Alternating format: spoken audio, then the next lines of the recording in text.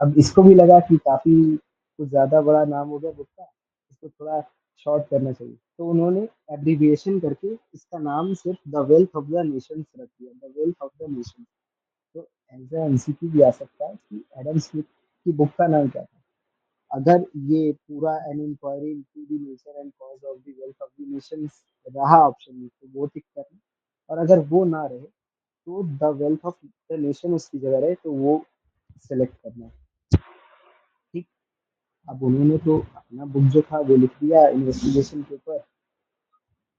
अब उस बुक में उन्होंने एक कीवर्ड या एक की थिंग हाईलाइट कराना था कि हाँ लोग ये देखें कि हाँ ये कीवर्ड है, ये सबकी नजर में आना चाहिए, ओन सेल्फ इंटरेस्ट। ये ओन सेल्फ इंटरेस्ट क्या है? ओन सेल्फ इंटरेस्ट है कि मतलब प्रोडक्शन हो रहा है था इन कंट्रीज में, तो वो अपने सेल्फ इंटरेस्ट के लिए लोग कर रहे थे। ठीक है, अपने सेल्फ इंटरेस्ट के लिए। अब उससे क्या हुआ, इनके दिमाग में आया कि चलो एक इससे हम थ्योरी देते हैं। और उन्होंने थ्योरी दिया कि एक इकोनॉमी में एक इकोनॉमी में प्रोड्यूसर, एक इकोनॉमी में प्रोड्यूसर, कंज्यूमर और गवर्नमेंट, ये तीन लोग हैं। प्रोड्यूसर का काम है सिर्फ प्रोडक्शन करना, वो सिर्फ प्रोडक्शन कर रहा है, वो सिर्फ प्रोडक्शन कर रहा है। और कंज्यूमर का काम है उस जो भी गुड्स एंड सर्विसेज प्रोड्यूसर ने प्रोड्यूस की, उसको कंज्यूम करना, वो कंज्यूम किए जा रहा है। तो क्या होगा, कंज्यूम करेगा तो उसके एक्सचेंज में कुछ तो मॉनेटरी या फाइनेंशियल टर्म में कहते कुछ तो पैसे देगा। तो उनकी थ्योरी में ये था कि प्रोड्यूसर सिर्फ प्रोड्यूस किए जा रहा है गुड्स एंड सर्विसेज, और कंज्यूमर का काम है सिर्फ कंजम्पशन किए जा रहा है। तो उससे क्या होगा कि जो कंज्यूमर है वो पैसे यानी कि फंड्स देगा प्रोड्यूसर को, जिससे जिसके बाद क्या होगा कि हाँ कोई भी प्रोड्यूसर खुश तो हो जाएगा कि हाँ मेरा गुड्स एंड सर्विसेज बिका, और वो खुश हो जाएगा। और अब बात आता है गवर्नमेंट का, गवर्नमेंट ऐसे ही थोड़ी जाने देगा कि नहीं पैसा आ गया तो लाओ लाओ हमें भी कुछ दो। ठीक है, तो गवर्नमेंट लेगा टैक्स।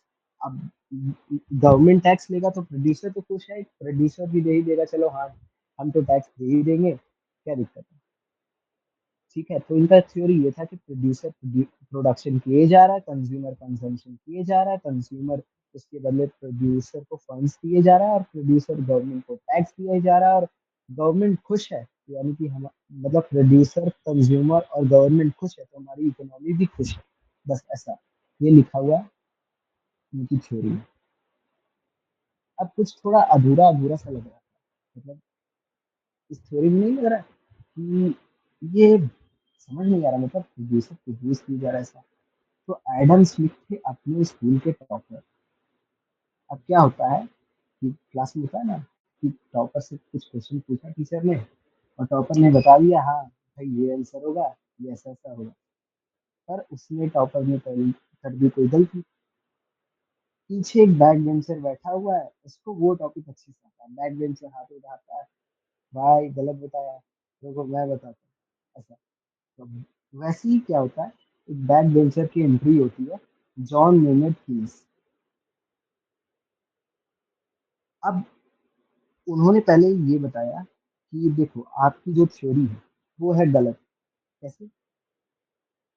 पहले उसको थोड़ा होता है ना कि थ्योरी गलत है तो कैसे रियल लाइफ में उसको प्रूफ करके दिखाओ। तो ये थ्योरी में मेन इशू पता है कब आया था? 1929 से 1933 के पीरियड के बीच में, जब यूरोप में ग्रेट डिप्रेशन का पीरियड चल रहा था। ग्रेट डिप्रेशन का आर्थिक संकट या फिर आर्थिक मंदी, या फिर एकदम सिंपल टर्म्स में कहे तो इकोनॉमिकली सबसे खराब सिचुएशन, जहाँ पे कंज्यूमर के पास पैसा ही नहीं रहेगा कि वो कंजम्पशन कर पाए। 10th क्लास में भी पढ़ा होगा आई गेस, इन्फ्लेशन का कॉन्सेप्ट आया था एक, उसमें पढ़ा था कि कैसे मतलब कंट्री ने ज़्यादा नोट्स प्रिंट कर दिए, एंड क्या होता है इन्फ्लेशन आ जाता है, लोगों के पास तो पैसे ही नहीं रहते, और मतलब लोग अनएम्प्लॉयड हो जाते हैं मैक्सिमम।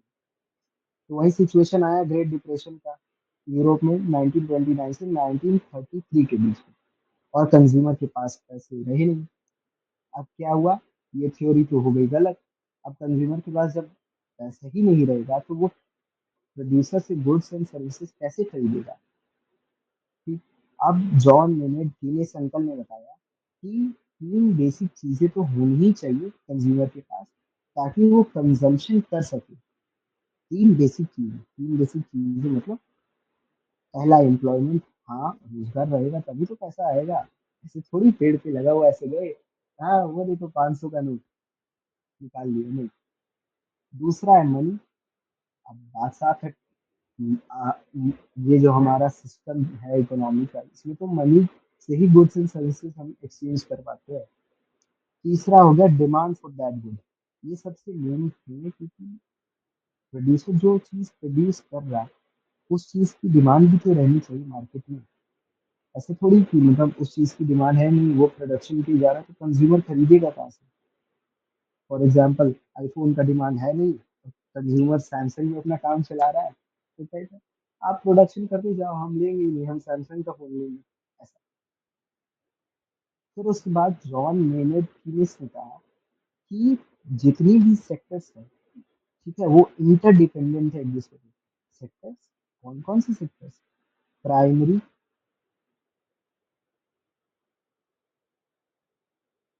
सेकेंडरी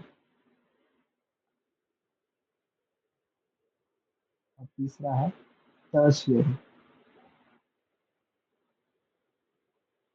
ये तीनों सेक्टर्स आपस में इंटरडिपेंडेंट है। मतलब कोई एक सेक्टर अगर नहीं रहा ना तो दोनों का काम बंद हो जाएगा। ठीक। उसके बाद क्या होता है 1936 में जॉन मेनर्ड किनिस इतना तो ज्ञान दे दिया। अब उसको भी था यार चलो थोड़ा अब हम भी हीरो बने, इतना हम भी थोड़ा रिसर्च वगैरह किए, इन्वेस्टिगेशन किए, लूप होल्स निकाले एडम स्मिथ का थ्योरी का, तो चलो हम भी अपना एक बुक लिख देते। उसने भी बुक लिख दिया 1936 में, अपना एक बुक प्रिंट कर दिया उन्होंने जिसका नाम था theory of employment money and interest. इसका शॉर्ट एक्रोनिम बताते हैं, इसको याद कैसे करना है इस बुक के नेम को या इस बुक के टाइटल को सीधा याद कर लो, theory of EMI. EMI loan वगैरह पे और कोई भी सामान खरीदते उसमें भरते हैं ना, वैसे याद कर लो। E for employment, M for money और आई फॉर इंटरेस्ट। अब बुक तो लिख दिया जॉन मेनर्ड के लिए।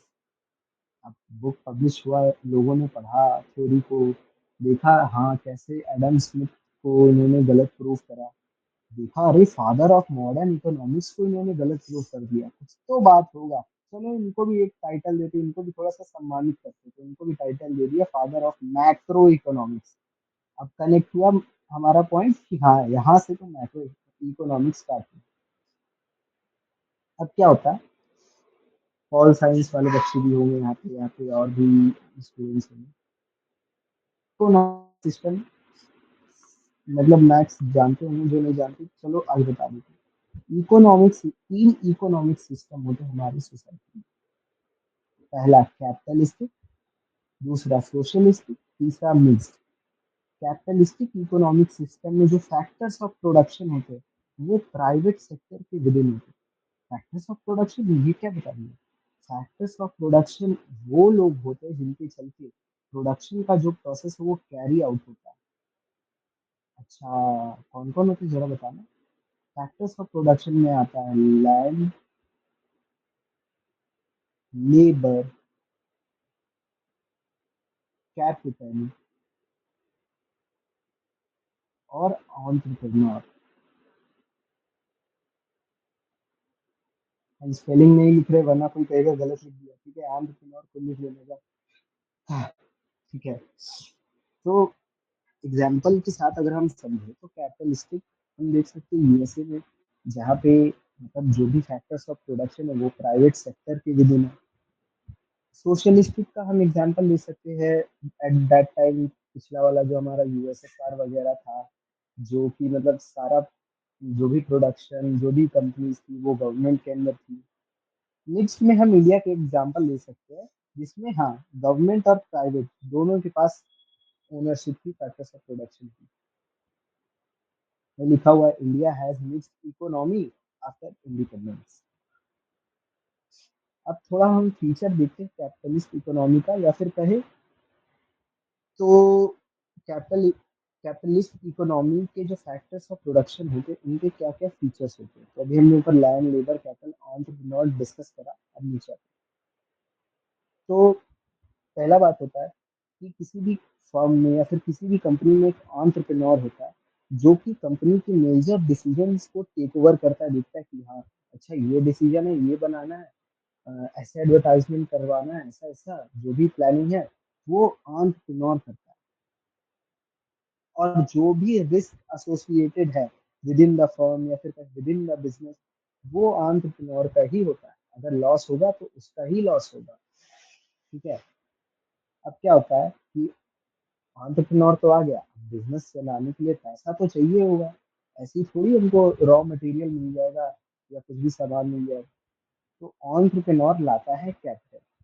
या तो वो उसका खुद का कैपिटल होता है, खुद अपने घर से लगाता है, या फिर वो उसको कहीं ना कहीं से बोरो करता है, एज अ लोन लेता है। ठीक। तीसरा आया कि अब बात तो साफ है, प्रोडक्शन प्रोसेस कैरी आउट करने के लिए नेचुरल रिसोर्सेज चाहिए होंगे हमें। हमने पीछे ही पढ़ा कि जो भी हमारी primary sector, secondary sector and tertiary sector है वो आपस में इंटरडिपेंडेंट है। अगर हमारे पास नेचुरल रिसोर्सेज ही नहीं रहेंगे तो हम प्रोडक्शन प्रोसेस करेंगे कैसे। ठीक। तो वही लिखा हुआ है टू कैरी आउट प्रोडक्शन दे दे यहाँ पर एंटरप्रेन्योर को कहा गया है। They also need natural resources. इसके बाद क्या होता है, सबसे मोस्ट इम्पॉर्टेंट एलिमेंट है जो प्रोडक्शन प्रोसेस का, वो है लेबर। अगर लेबर रहेगा नहीं तो गुड्स एंड सर्विसेज प्रोड्यूस कौन करेगा। एंटरप्रेन्योर खुद आके थोड़ी ना बनाएगा तुम्हारा पेन पेपर। ठीक। अब उसके बाद क्या होता है कि लेबर को ले आए आप, कैपिटल भी ले आए आप, एंटरप्रेन्योर को भी ले आए, प्रोडक्शन करिएगा कहाँ। ऐसा तो थोड़ी है रोड पे चलते चलते प्रोडक्शन कर रहे हो, नहीं ना। तो उसके लिए आपको कोई ऐसा फिक्स रिसोर्स चाहिए होगा जो हाँ फिक्स रहे, इमूवेबल रहे, जिस जो एक समय के लिए, एक पर्टिकुलर टाइम के लिए, हाँ ये तो फिक्स जगह हो गया, यही पे हमारा प्रोडक्शन प्रोसेस ऑकर होगा। तो वो है लैंड। अब बात तो साफ है, आउटपुट। अब हमारे पास कैपिटल भी आ गया, एंटरप्रेन्योर भी आ गया, लेबर भी आ गया, लैंड भी आ गया। अब हम करेंगे प्रोडक्शन। प्रोडक्शन किए, क्या आया, आउटपुट। आउटपुट आया। आउटपुट तो फिर उसके बाद क्या करते हैं हम लोग बेच देते कि हाँ, अब जो भी हमारा आउटपुट था, जो भी हमारा प्रोडक्ट था, हम उसको मार्केट में बेच दें ताकि पैसा कमा पाए। अब जो भी पैसा आता है, जो भी पैसा हम आउटपुट बेच कर कमाते हैं, वो रेवेन्यू होता है। बहुत लोग इसमें कंफ्यूज हो जाते हैं कि मैं, वो लोग कह देते कि हाँ एंटरप्रेन्योर का प्रॉफिट रेवेन्यू हो गया, एंटरप्रेन्योर का प्रॉफिट रेवेन्यू हो गया। पर नहीं, ये वो मनी होता है जो आउटपुट बेच कर हम लोग कमाते हैं, या फिर आउटपुट बेच कर एंटरप्रेन्योर पूरा फर्म कमाता है। अब बात तो साफ है, रेवेन्यू आ गया। तो आपने जिन जिन चीज़ों को या जिन जिन लोगों को इसमें इन्वॉल्व करा था प्रोडक्शन प्रोसेस में, उनको तो पैसे देने ही पड़ेंगे। कोई फ्री की थोड़ी ना आके ऐसा प्रोडक्शन प्रोसेस आपके लिए कर देगा। तो अब जो रेवेन्यू होता है हमारा, उसको हम डिस्ट्रीब्यूट करते हैं अमंग किस किस में, लैंड, लेबर, कैपिटल। ठीक। ये तीनों को हमने इन्वॉल्व करा था। ये तीनों को पहले इनका पेमेंट दे दो। तो लैंड के बदले हम लोग देते हैं रेंट। ठीक है।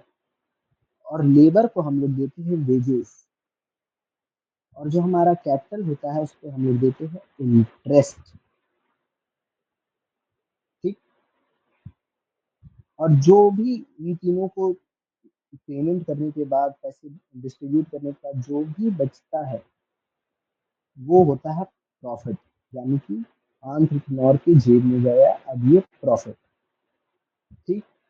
अब क्या होता है, एंटरप्रेन्योर के पास पैसे तो आ जाते तो वो क्या पूरा प्रॉफिट रख लेता है, ना ना ना ना, ऐसा नहीं होता। वो क्या करता है, कुछ अमाउंट ऑफ मनी या कुछ पार्ट ऑफ मनी या कुछ पार्ट ऑफ प्रॉफिट वापस से री इन्वेस्ट करता है फर्म में, ताकि प्रोडक्शन आउटपुट थोड़ा इंक्रीज हो। अभी हम 100 यूनिट्स प्रोड्यूस कर रहे हैं, तो चलो एक हम मशीनरी और लगा दिए, एक मशीनरी और लगा दी हम, और इससे हम 120 यूनिट्स प्रोड्यूस करेंगे। ऐसा ये मोटिव रहता है एंटरप्रेन्योर का। तो इसके लिए क्या करता है एंटरप्रेन्योर, उस प्रॉफिट में से कुछ सॉर्ट ऑफ मनी वो वापस से करता है री इन्वेस्ट इन द फर्म, जिसको कहते हैं investment expenditure. Investment expenditure, expenditure कर रहा है बट किस एम से कर रहा है? एज एन इन्वेस्टमेंट मोटिव से कि हाँ इसके बदले हमको और रिटर्न मिलना चाहिए इन फ्यूचर। ठीक। अब जो क्या होता है, इकोनॉमिक एजेंट्स होते हैं विद इन द कंट्री, क्योंकि हम मैक्रो इकोनॉमिक्स पढ़ रहे हैं, तो हमारा क्या था पॉइंट ऑफ व्यू कि हम एज अ नेशन या फिर कहे एज एन इकोनॉमिक के पॉइंट ऑफ व्यू से देखें कि नेशन में क्या क्या चल रहा है। तो पहला आता है इकोनॉमिक एजेंट्स जो हमारा है, वो पहला है हाउस होल्ड। हाउस होल्ड मतलब कौन? हम लोग क्या करते हैं? हम लोग करते हैं consumption of goods and services. Goods and services firm से खरीदे, उसको कंज्यूम की, और हम ही लोग तो प्रोवाइडर है एफओपी का, फैक्टर्स ऑफ प्रोडक्शन का। एक बात बताओ, अगर फॉर एग्जांपल इन्फोसिस को अगर कोई लेबर चाहिए होगा या फिर कोई एम्प्लॉय चाहिए होगा, तो वो रिक्रूटमेंट कहाँ से करवाएगा? हमारे पास तो आएगा कि हाँ हमें इस एलिजिबिलिटी का ये एम्प्लॉय चाहिए, तो हमें एम्प्लॉय दे दो ऐसा करके। तो ये याद रखना कि economic agents as it is पूछ सकता है बोर्ड्स में कि हाउस होल्ड का फीचर बता दो। तो हाउस होल्ड मतलब हम लोग क्या करते हैं? Consumption of goods and services, और हम ही लोग के एंड से फैक्टर्स ऑफ प्रोडक्शन प्रोवाइड किया जाता है। दूसरा आ गया फर्म। फर्म यानी कि कंपनी या फिर कहे बिजनेस। ठीक है। ये लोग क्या करता है? ये लोग फैक्टर्स ऑफ प्रोडक्शन को रिसीव करता है। बात तो साफ है, हम लोग से लैंड लेबर कैपिटल एंटरप्रेन्योर ले लिया, अब ये लोग लगाएगा अपना बिजनेस में। ठीक। बिजनेस में क्यों लगाएगा? रॉ मटेरियल को कन्वर्ट करेगा फिनिश गुड्स यानी कि आउटपुट में। रॉ मटेरियल को कन्वर्ट करेगा आउटपुट में। ठीक। तीसरा आ गया हमारा गवर्नमेंट। अब बात तो साफ है, प्रोडक्शन प्रोसेस चल रहा है तो गवर्नमेंट तो आए भाई, लाओ भाई लाओ टैक्स दो। तो गवर्नमेंट दो टाइप का होता है, एक होता है सेंट्रल लेवल पे, एक है स्टेट लेवल। गवर्नमेंट का मेन एम होता है कि लोगों का वेलफेयर करना, बस, इससे ज्यादा कुछ नहीं। लोगों का वेलफेयर वो तो, या वो तो टैक्स से कर सकता है, टैक्स लेकर, या फिर कोई पॉलिसी प्रोग्राम लाकर कर सकता है। It depends on government. ठीक है। और फोर्थ जो है वो है एक्सटर्नल सेक्टर। ये बस इंपोर्ट एंड एक्सपोर्ट पे ही इन्वॉल्व रहता है।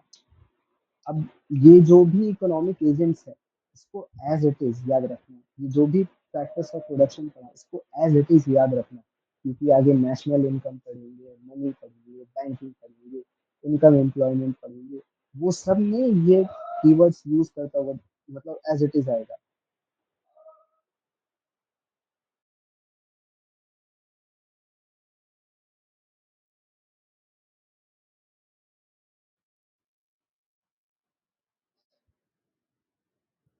सो अब हम लोग स्टार्ट करेंगे सर्कुलर फ्लो ऑफ इनकम का पार्ट।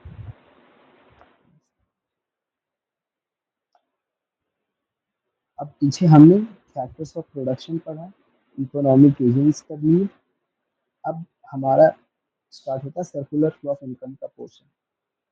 क्या होता है कि हम लोग जो भी फैक्टर्स ऑफ प्रोडक्शन को पेमेंट कर रहे हैं, जैसे कि लैंड पे रेंट दे रहे हैं, लेबर को वेजेस दे रहे हैं, कैपिटल पे इंटरेस्ट दे रहे हैं, एंड एंटरप्रेन्योर को प्रॉफिट दे रहे हैं, तो ये जो भी पेमेंट हम लोग यानी कि फर्म कर रहा है फैक्टर्स ऑफ प्रोडक्शन को, इसको कहते हैं factor payments. Payments made by firm to factors of production are called factor payments.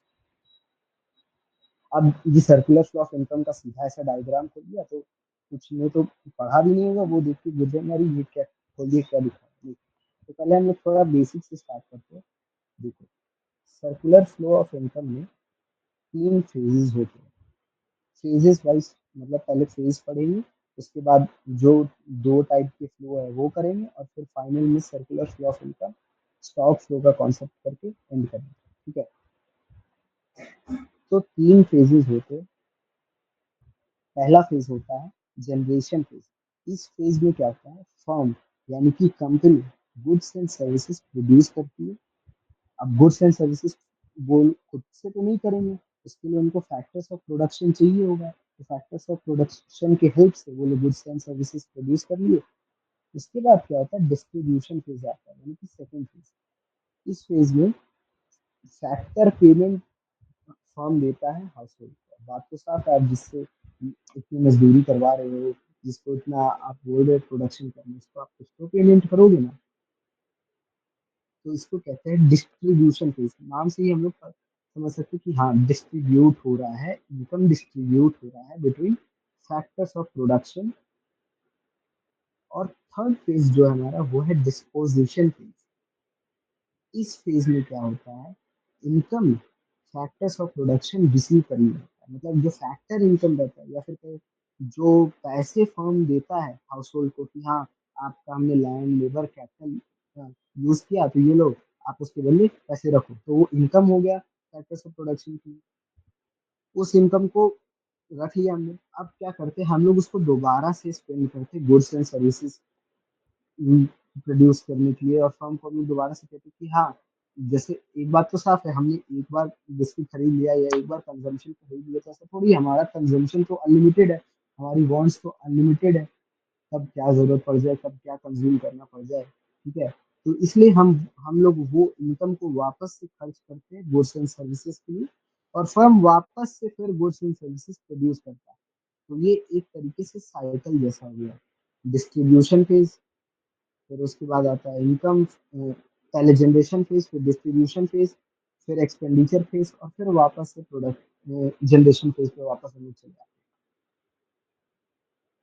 अब सर्कुलर फ्लो ऑफ इनकम में, या फिर कहे दो टाइप ऑफ सर्कुलर फ्लो, पहला होता है रियल फ्लो। अब इसमें हम लोग ने ऊपर देखा कि हाँ इतने चार तरीके के इकोनॉमिक एजेंट्स होते हैं, बट हम लोग इसमें सिर्फ दो इकोनॉमिक एजेंट्स लिए। कौन कौन सा, house hold, house hold and firm. अब कुछ अजम्पशंस है वो तो लेकर चलना ही पड़ेगा, जैसे मैथ्स में पढ़ा था ना। अब क्वेश्चन आएगा कि हम लोग तीन क्यों नहीं ले सकते, चारों के चारों क्यों नहीं ले सकते, बताते हैं। क्योंकि क्या होता है कि इससे क्लोज्ड इकोनॉमी का फीचर बताना होता है। Closed economy in the sense no involvement of any other source, ठीक है। गवर्नमेंट आएगा तो क्या करेगा, गवर्नमेंट टैक्स तो लेगा ही, तो बाहरी सोर्स तो वापस से आ ही गया। और अब बात तो साफ है, अगर हम लोग एक्सटर्नल सेक्टर को इन्वॉल्व करते तो इंपोर्ट एक्सपोर्ट करना पड़ेगा, तो ये क्लोज्ड इकोनॉमी रहा था। तो इसलिए इसमें हम लोग सिर्फ दो सेक्टर लेते हैं या दो एजेंट्स लेते हैं, हाउस होल्ड एंड फर्म, ठीक। अब हाउस होल्ड एंड फर्म के बीच में ही हमको गुड्स एंड सर्विसेज प्रोड्यूस करना है, फैक्टर पेमेंट, यही सब शो करना है। तो दो तरीके का सर्कुलर फ्लो होता है, circular flow in the sense house hold and firm के बीच में goods and services and monetary transaction का एक्सचेंज। पहला होता है रियल फ्लो। रियल फ्लो नाम से ही नहीं लग रहा कि real, real in the sense physical flow, मतलब इसमें ऐसी चीजें एक्सचेंज होती है जिनको हम लोग देख सकते हैं, छू सकते हैं या फील कर सकते हैं। रियल फ्लो में गुड्स एंड सर्विसेज हम एक्सचेंज करते हैं, किन दो सेक्टर्स के बीच या किन दो एजेंट्स के बीच, हाउस होल्ड एंड फर्म। कैसे बताते हैं, थोड़ा सा ग्राफ के थ्रू। क्या होता है, जैसे ये हमारा हाउस होल्ड है, हाउस होल्ड ने फैक्टर्स ऑफ प्रोडक्शन यानी कि लैंड लेबर कैपिटल एंटरप्रेन्योर दे दिया फर्म को कि जाओ आप प्रोडक्शन करो, और बदले में फर्म क्या करेगा, firm goods and services produce करेगा। अब गुड्स एंड सर्विसेज कंजम्पशन कौन करते हैं, हम ही लोग तो करते हैं गुड्स एंड सर्विसेज कंज्यूम, तो वापस से गुड्स एंड सर्विसेज हमारे पास आ गए। तो ये हो गया रियल फ्लो, यानी कि फिजिकल फ्लो, जिसमें गुड्स एंड सर्विसेज हम देख सकते हैं, छू सकते हैं या फील कर सकते हैं। दूसरा आया money flow. Money flow in the sense nominal flow, नाम से ही लग रहा है हाँ इसमें तो मनी का ट्रांजैक्शन, मनी का एक्सचेंज देखने को मिलता होगा इन दो सेक्टर्स के बीच। क्या होता है कि हाउस होल्ड पहले तो खर्च करता है, बात साफ है, हाउस होल्ड पैसा देगा तभी तो उसको फर्म बिस्किट या कॉफी या पेन कुछ भी है वो बना कर देगा। और फिर क्या करता है, फार्म भी तो पेमेंट करेगा, बात तो साफ है, हम लोग फैक्टर्स ऑफ प्रोडक्शन प्रोवाइड कर रहे हैं फर्म को, तो फर्म पेमेंट भी तो करेगा उन फैक्टर्स ऑफ प्रोडक्शन को। तो ये दो जो फ्लो है, ये दोनों फ्लो में मॉनेटरी एक्सचेंज हो रहा है, मनी इन्वॉल्व हो रहा है, इसलिए इसको मनी फ्लो कहा जाता है। अब वापस से आते हैं ऊपर जो हमारा मेन डायग्राम था उस पर। अब हमने मनी फ्लो और रियल फ्लो को कंबाइन कर दिया, तो हमारा डायग्राम कुछ ऐसा बनता है। पहला, फर्म है हमारे पास और हाउस होल्ड है, जैसा हमने डिस्कस किया था पीछे कि कोई भी गवर्नमेंट और कोई भी एक्सटर्नल सेक्टर नहीं रहेगा इसमें, क्योंकि ये क्लोज्ड इकोनॉमी है। तो क्या होता है, कि फर्म गया, फर्म बोला कि सर्विसेज चाहिए हमको, गुड्स एंड सर्विसेज दो। हाउस होल्ड हाउस होल्ड बोला फर्म को, तो क्या हुआ कि अब बात साफ है, फर्म ऐसे बैठा थोड़ी रहेगा, वो प्रोडक्शन करेगा ही। तो वो प्रोडक्शन किया और दे दे कि हाँ जाओ, गुड्स एंड सर्विसेज तुम लोग रखो। अब उसके बदले क्या करेगा, जो भी चीज कंज्यूम किया हाउस होल्ड ने, उसके बदले वो पैसे तो देगा ही फर्म को। तो मतलब हाउस होल्ड के एंड से हुआ consumption expenditure on goods and services. ठीक। अब फर्म ऐसी थोड़ी गुड्स एंड सर्विसेज प्रोड्यूस कर देगा, उसके लिए उसको फैक्टर्स ऑफ प्रोडक्शन तो चाहिए होंगे। तो ये फैक्टर्स ऑफ प्रोडक्शन क्या हो गया, रियल फ्लो में आया। तो वो क्या करता है, हाउस होल्ड फर्म को बोलता है कि रख लो, चलो मेरे तरफ से तुम लैंड लेबर कैपिटल आंसू न रखो, और हमको इसके बदले गुड्स एंड सर्विसेज बना के दो जल्दी जल्दी से। ठीक है, तो फर्म बोलता है अच्छा ठीक है, हम बना के देते हैं। तो हाउस होल्ड बोलेगा अरे ऐसी थोड़ी, एक्सचेंज में हमको भी तो कुछ पेमेंट इनकम वगैरह हमको भी तो दो। तो फर्म क्या करता है, बोलता है अच्छा ठीक है, तुम भी लोग कुछ पैसे रख लो, और हाउस होल्ड को कर देता है फैक्टर पेमेंट। तो यही था सर्कुलर फ्लो ऑफ इनकम। अब इतना जो भी कुछ पढ़े, इसमें कुछ अजम्पशंस होता है, मैथ समझो कुछ भी समझो इसको, पर इसमें कुछ अजम्पशन होता है। तो अजम्पशंस को बहुत लोग ऐसे ही रटते रहते कि हाँ ऐसे याद करो, पर होता है क्या, एक्रोनीम से थोड़ा सा ये चीज आसान हो जाता है।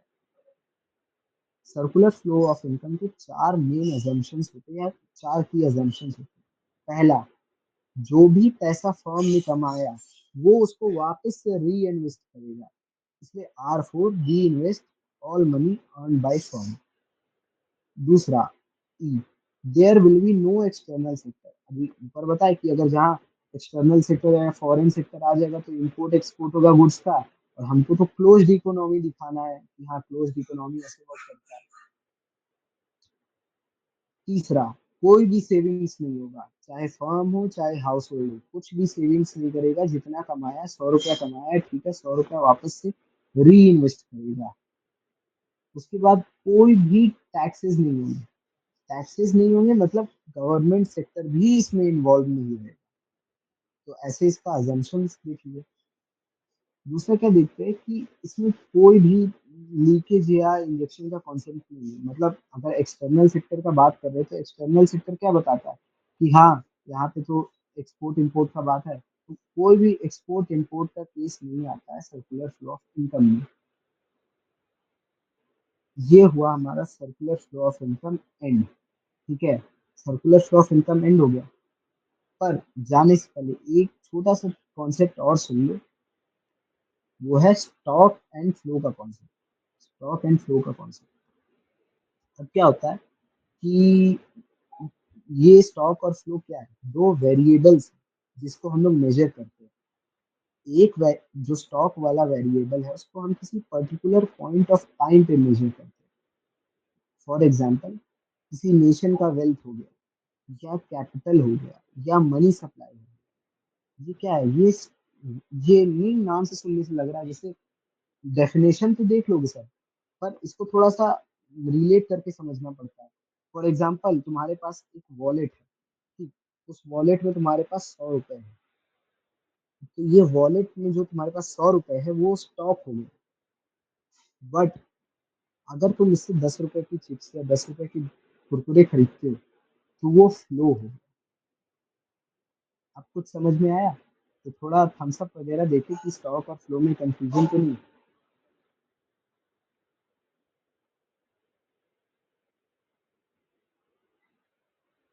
चलो, अब पहले बैक वापस आते हैं। तो वही, अब डेफिनेशन एज इट इज देखो, देख कर जाना, क्योंकि क्या होता है कि पूछ सकता है ये दोस्त, इसलिए इसको ऐसा नहीं कि चलो समझ गए यही काफी। डेफिनेशन तो जरूर से देखना। स्टॉक ऐसा वेरिएबल होता है जिसको हम किसी पर्टिकुलर पॉइंट ऑफ टाइम पे मेजर करते हैं, जैसे नेशन का wealth, capital, money supply etcetera. पर फ्लो वैसा वेरिएबल होता है जिसको हम किसी पीरियड ऑफ टाइम पे मेजर करते हैं, over a period of time. जैसे कि गुड्स एंड, फॉर एग्जांपल हमने जनवरी में कितना गुड्स प्रोड्यूस किया, नेशनल इनकम कितना था इंडिया का 2023 में, कितना लॉस हुआ, कितना प्रॉफिट हुआ, ये सब। ये क्या हुआ, ये फ्लो में आया। अब ऐसे इसको मतलब सेशन तो एंड हो जाएगा, पर हाँ इंपॉर्टेंट चीज बता दे रहे जो सेशन के बाद जरूर से जरूर देखना और खुद से रिवाइज करना। इकोनॉमिक एजेंट्स का जो भी कॉन्सेप्ट था वो देखना। फैक्टर्स ऑफ प्रोडक्शन वापस से रिवाइज करना। तीसरा सर्कुलर फ्लो ऑफ इनकम, ये रियल फ्लो नॉमिनल फ्लो ये सब नहीं, circular flow of main circular flow of income वो देखना विथ अजम्पशंस। ठीक। उसके बाद ये जो स्टॉक और फ्लो का कॉन्सेप्ट है वो देखना। स्टॉक।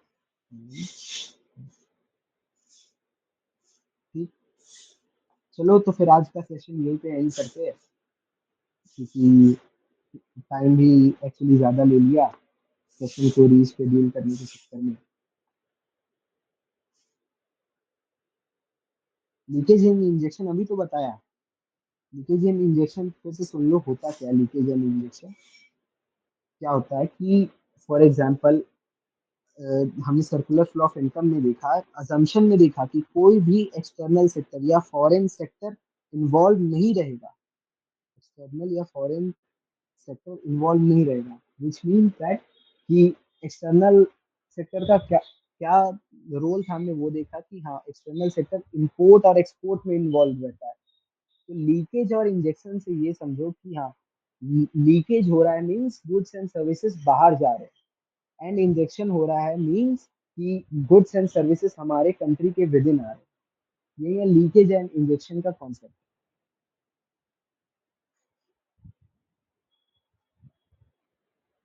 चलो तो फिर एंड करते हैं। Thank you guys for joining. Actually मुझे लगा कि आज ये सेशन मतलब ऐसा कैंसिल करना पड़ जाएगा, बट कोई नहीं, एंड ऑफ द डे चलो जो हुआ